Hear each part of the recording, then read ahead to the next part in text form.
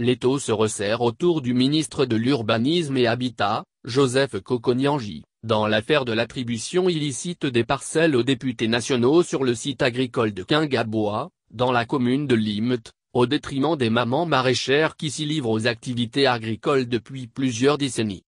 Après son double désaveu par le président de l'Assemblée nationale, Aubin Minaku, et le gouverneur de la ville de Kinshasa, André Kimbuta, le ministre de l'Urbanisme et Habitat va faire l'objet d'une interpellation à l'Assemblée nationale. Il est en effet appelé à éclairer la représentation nationale sur les tenants et aboutissants de sa décision impopulaire de déposséder les mamans maraîchères de leur site agricole de Kingabois au profit des députés nationaux.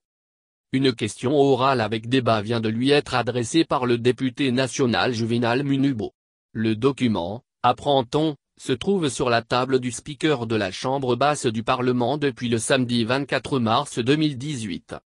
Un de ces 4 matins, Joseph Kokonyanji sera programmé pour fournir d'amples explications aux élus du peuple, en plénière, sur les fondements politiques et juridiques de sa malheureuse initiative.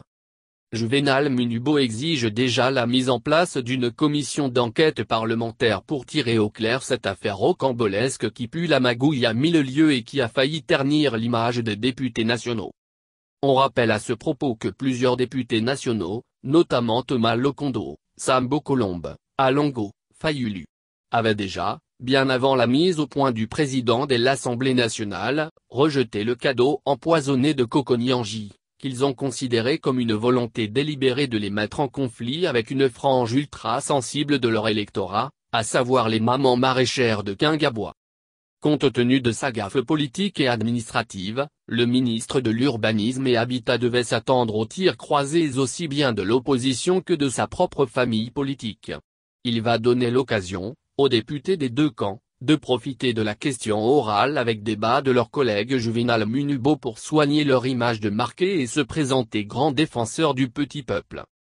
À quelques mois des enjeux électoraux en République démocratique du Congo, le patron de l'Urbanisme et Habitat a terriblement hypothéqué son avenir politique, surtout qu'il est également cité dans le dossier des crédits non remboursés du Fonds de promotion de l'industrie, FOPI. Notons que conformément au règlement intérieur de l'Assemblée nationale, Juvénal Munubo a la possibilité de transformer sa question orale en interpellation avant l'étape ultime de la motion de défiance contre Kokonyanji.